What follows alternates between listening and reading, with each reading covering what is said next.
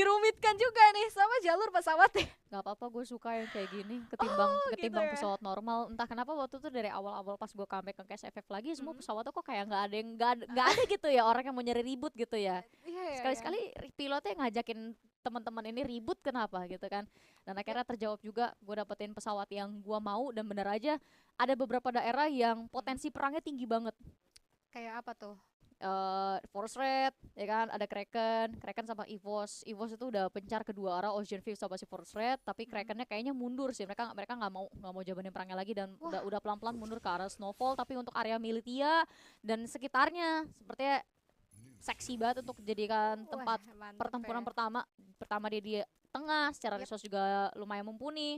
Tapi posisi dari si EVOS dan Kraken, mereka kayak tarik ulur aja. Tapi mungkin bisa pindah kali ya ke area Militia, karena menurut gue ini pertarungannya lebih seru. Karena ada RRQ, ada Onyx, ada Morph di situ. Dan mereka lagi saling ngadu tuh rebutan Militia itu. Bener-bener apalagi Kyongnya juga baru di revive kembali, dan yang aku lihat tadi pas awal-awal mereka turun ke drop zone tuh Kraken sedikit labil ya, karena kayak anak ABG, tapi ternyata mereka lebih milih untuk ke Snowfall. Tadi tiga sempet kayak nggak usah deh, nggak usah ke Snowfall, udah ada GD, tapi ternyata tetap kekeh untuk memasuki area Snowfall, dan harusnya mereka sudah bertemu dan aware satu sama lain di area sana. Di Snowfall itu udah ada GD Genesis Dogma, tapi kalau kita lihat kali ini Abax sudah menyadari satu posisi juga dari tim Kraken.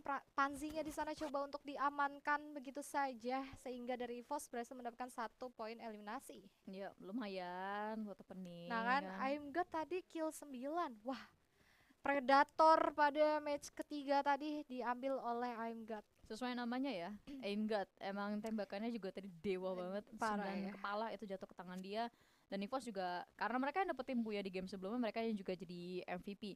Tapi untuk sementara ini juga yang perlu kita pertanyakan adalah performance mereka. Apakah mereka bisa tetap mempertahankan momentum yang udah mereka bangun di map yang ketiga tadi. Tapi sumpah gue tuh masih gatel pengen ngeliatin perang di area Militia tadi. Gak Militia. disorot-sorot soalnya. Ya, tapi kali ini nggak harus militia, ternyata akan terjadi perang juga Torat dan juga MBR. Walaupun di sini MBR posisinya sudah mengantongi 3 poin eliminasi, tapi akan coba untuk mengejar satu dari Torat. Juan terlihat di sana, Rehans masih aja memantau, belum berhasil dikenok, tapi itu dia Torat dengan sangat cepatnya menduduki hashtag 12 berkali-kali. Aduh, sumpah. Udah 2 kali kayak Torat hashtag 12 ya nggak sih? Apa udah lebih ya? Aku sih ngeliatnya 2 kali sih. Aduh, Torat kalau diceritain hari ini nasibnya kasihan dah. Aduh, kasihan banget ya. Kasihan banget kalau diceritain mah Iya, nasibnya. coba kenapa? Coba cerita sini Torat. Kayaknya yang paling enak itu tadi pas di game ketiga tadi ya, mereka dapat hashtag 3 Oh iya, so far ya, kalau misalnya benar. kita ngomongin dari 4 map ya. Kayaknya itu map ketiga yang paling enak untuk mereka. Tapi yang sepengetahuan gue setelah kayak Mm-mm. gue ngobrol-ngobrol sama Aji Sven pas gue ngasih meja bareng sama dia juga, memang Torat ini lagi usaha kayak nge-build lagi gitu loh. Setelah tadi mereka kan sempet ini ya, Berpencar. tukar pemain gitu Iya. kan. Jadi si Lozinya itu pindah ke MBR, terus akhirnya sekarang Hmm. posisi firepower yang dimiliki sama si Torat juga jadi berkurang, dan mereka mau nggak mau harus nyesuaiin itu gitu Oh, kan. oke Dan oke dan oke. kelihatannya terakhir kali gue nonton si Torat adalah permasalahannya, info nih udah ada tapi entah kenapa pergerakan mereka itu nggak bisa selaras dengan informasi yang udah mereka dapat. Dan menurut gue ini jadi lumayan kendala yang besar, karena kalau misalkan lu punya informasi, lu udah punya orang yang bisa nempatin dirinya di tempat paling enak untuk ngasih vision sebanyak-banyak ya, tapi setelah lu dapat informasi itu lu nggak bisa olah menjadi satu kill kek, satu placement kek, satu apa kek untuk Jadi hasil yang keuntungan ya. setara sama nilai informasi yang lu dapat. Nah, menurut gue ini bakal jadi kendala juga. Ya ya, berarti masih nge-build mungkin chemistry Mm-mm. dari masing-masing player di Torat, dan ini dia kalau kita lihat poin sementara diambil alihnya sama RRQ Kazu 50. Wah, cukup cukup lumayan lah ya, jauh daripada tadi saat MBR paling atas, beda 1 poin doang sama Dewa, tapi benar-benar banyak perubahan juga yang terjadi walaupun hanya ada satu match jangkanya dari terakhir kali kita lihat poin placementnya sendiri. Dan MBR tadi aku sempat lihat ada satu tembakan yang terjadi mungkin ke arah Bigetron, Dan kalau kita lihat di minimap sendiri juga Bigetron nampaknya sudah coba untuk masukin kawasan yang dimiliki oleh MBR yaitu di Forest Red, dan sudah ada perang juga terjadi di lain sisi yaitu EVOS yang sudah mendapatkan 2, bahkan seorang Kingslayer mendapatkan 2 atas GD. Walaupun begitu adanya Borgai dari arah sisi atas, dari arah belakang juga tidak terlihat, berhasil mendapatkan balik 1 orang atas EVOS. Walaupun begitu Abaknya sedikit sulit untuk di revive kembali, tapi ternyata dari GD berusaha untuk merevive 2 Nice. yang terkena down di sana. Bakso masih memantau saja pergerakan yang terjadi dari GD, ternyata aware terhadap Yos yang ada di sisi arah belakang. Ini notisnya bagus banget dari seorang Bakso sih, Bang Bakso nih ya. Ya Bang Bakso boleh-boleh ya awarenessnya. Tapi posisi dari GD sebenarnya sih lebih kuat sementara ini dibandingkan si EVOS. Dan mereka bakal saling beradu satu sama lain. Bang Bakso terciduk, ditembak dari 2 arah yang berbeda, tentu akan membuat EVOS kerepotan. Dan ini sebenarnya yang tadi gua khawatirkan. Setelah mereka dapetin Buya di map ketiga tadi, bisa nggak mereka pertahanin momentumnya? Dan ternyata nggak bisa. Alih-alih mereka kalah juga sama GD. GD itu sekedar informasi, itu mereka yang rotokin si EVOS di posisi keempat. Dan sekarang di map Alpine, mereka juga yang pulangin EVOS, tapi lainnya itu di posisi ke-11. Aduh, posisinya 11 lagi, terlalu bawah ya. Iya, Untuk mereka yang habis dapetin MVP tim. betul. Aduh, habis mengamuk kenapa jadi lesu gini nih. Aduh, cukup jauh mungkin posisi yang dimiliki masing-masing player dari EVOS mungkin bisa terjadi karena GD kali ini coba untuk bangkit kembali semangatnya setelah mereka tadi gagal buya ya. Dan kalau kita lihat 1 orang cukup jauh posisinya, Borgai kali ini coba untuk melihat pergerakan di area sisi lain. Bahkan udah ada 1 penggunaan hitlist juga antara RRQ sepertinya ke arah MBR sih sepertinya, tapi nggak ada pergerakan untuk melakukan perang nih. Enggak, mereka mencar aja. RRQ kalau gue ngeliatin mereka kayaknya mau main pelan. Gue ngeliatin RRQ main galak tuh awal-awal gue balik ke Cast Down, tapi makin kesini mereka udah mulai makin ini ya, ngandelin playstyle lama mereka, cari informasi. Setelah mereka collect informasi, abis itu baru mereka gerak gitu kan. Mainnya nanti bener-bener di zona-zona terakhir-terakhir aja, yang secara poin eliminasi setidaknya lebih efektif, karena semua orang di sini tuh gue ngeliatin udah mainnya nahan gitu kan. Mereka nggak terlalu main agresif kecuali emang singgungan secara drop zone. Tapi MBR Epsilon juga mengalami nasib buruk sekali lagi di map yang keempat kali ini. Mereka kepotong oleh Morph, dan Morph sepertinya lumayan dapetin angin seger.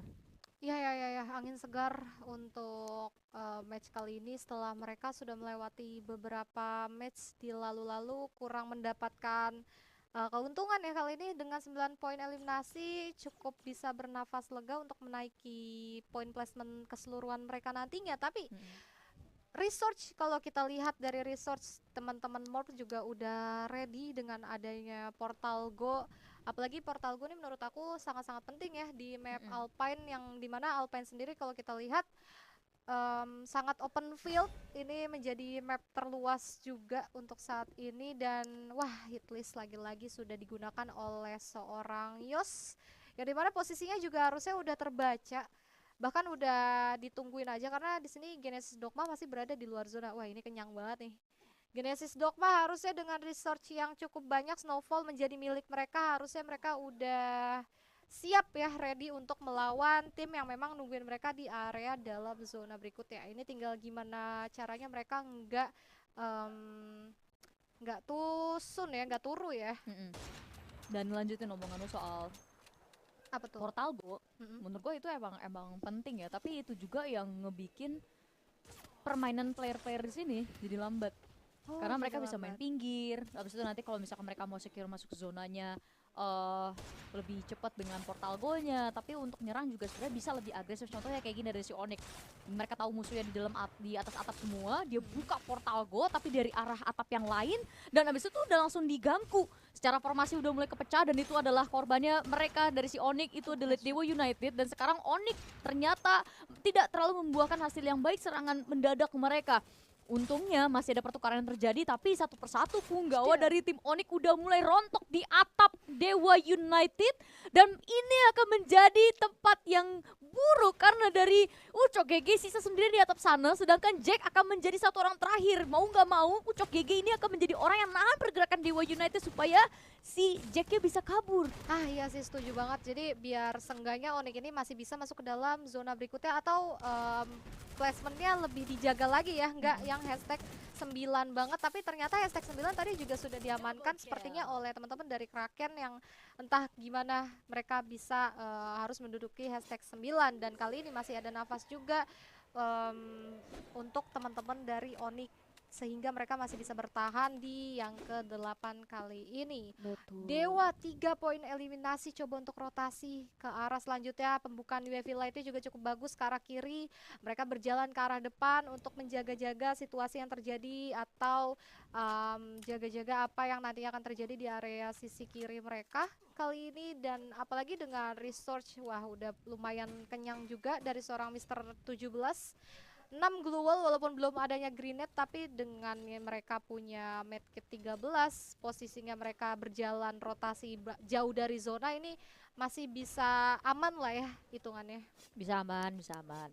Masih aman aja. Masih aman aja, aman aja. Lagian ini kalau belum circle ke-5 belum perang ini orang-orang. Apalagi soalnya Alpine yang luas, open field, pasti zona akhir nih tim-tim seandainya ada satu kompon udah pasti menjadi rebutan mereka sih. Ya, dan permasalahannya untuk si Alpine ini kan mereka secara grounding kan agak pendek ya dibandingkan kayak Purgatory, dibandingkan Bermuda. Jadi kayak lo bergerak sedikit Oke. gampang kelihatan nama musuh. Termasuk si IDS yang mereka di lower ground dikit udah ngeliatin ada Kagendra. Jadi mereka udah mulai setup serangan, satu granat dilempar untuk ngecek keadaan sekitar, minimal ngedelay dulu lah pergerakan di Kagendra sambil ngecek-ngecek dari notifikasi ada nggak yang knockdown dari granat mereka. Tapi untuk dari si Onyx sepertinya mereka belum bisa bangun kembali dari kemelut mereka setelah perang dengan Dewa United tadi, dan sedangkan dari IDS mereka udah dapat openingnya bagus banget, satu Oke. knockdown ke arah Good Kagendra, shot. tapi ternyata langsung dibalas.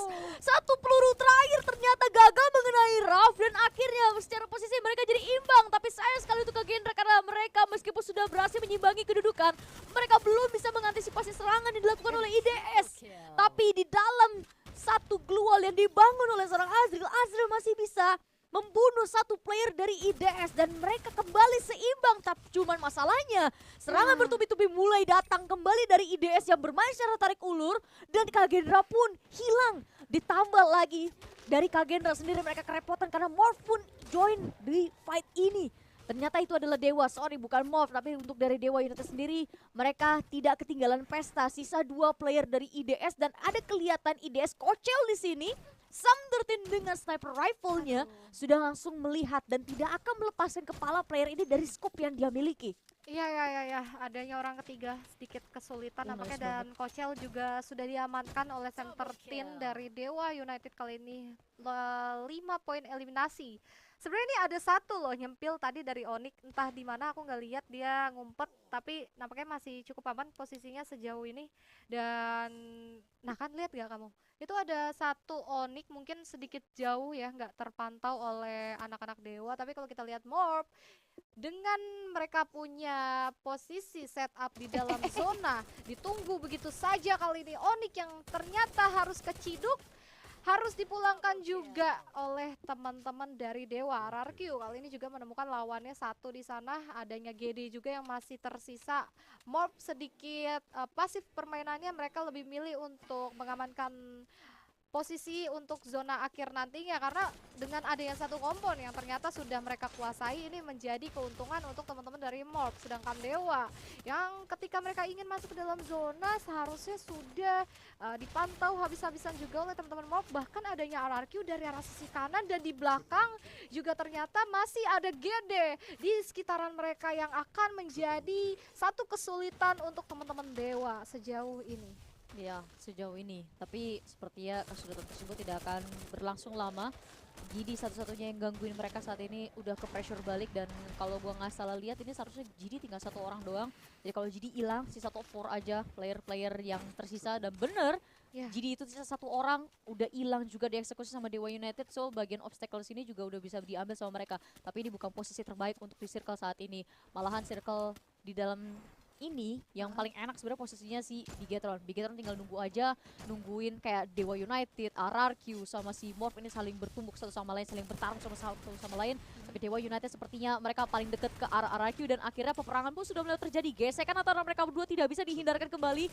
Dewa United mulai mencoba membangun pertahanan sembari membangun barikade serangan yang tepat untuk menundukkan RRQ. Morph pun ternyata sudah mulai ikutan. Mereka akan menjadi orang ketiga, tapi RRQ Kazu terlanjur pulang terlebih dahulu di tangan Dewa United. Dan sekarang Dewa United pilihannya adalah dua. Mereka mau menghadapi Morph atau mereka mau langsung cabut. Dan pilihan cabut adalah yang paling terasa tepat saat ini untuk Dewa United. Tapi dari Morph sendiri mereka harus menghadapi upaya penyerangan di mana satu player mereka terlindas satu mobil. Dan Wang Ochun yang akan mengambil alih mobil tersebut. Wow. Iya. Ini Ochun menjadi keuntungan sebenarnya tadi dengan adanya satu vehicle yang diamankan oleh Ochun membuka jalan terhadap teman-teman Bigetron ketika mau masuk ke dalam zona yang semakin mengecil. Tapi kali ini sasarannya adalah Dewa. Dewa datang di akhir-akhir sehingga ketika Bigetron sudah lumpuh, mereka mempunyai celah dan kesempatan harusnya lebih luas terhadap Bigetron sendiri yang dimana akan mendapatkan buyahnya sih. Harusnya ini lebih diuntungkan oleh teman-teman dari Dewa. Tapi masih ada Keong dan juga Koja ya ternyata bertahan dua player di sana atas Bigetron coba untuk mencari celah begitu saja. Terkenok satu di sana Center Team tidak bisa bertahan lebih lama harusnya dengan sakitnya zona sulit untuk mendapatkan revive juga. Virus naik berdua. Keong dan juga siapa North ya. Wah, ini menjadi satu kesempatan bagus sepertinya dan itu dia zonanya zonanya juga diamankan oleh Dewa sehingga Dewa berhasil mendapatkan buyahnya. Aduh itu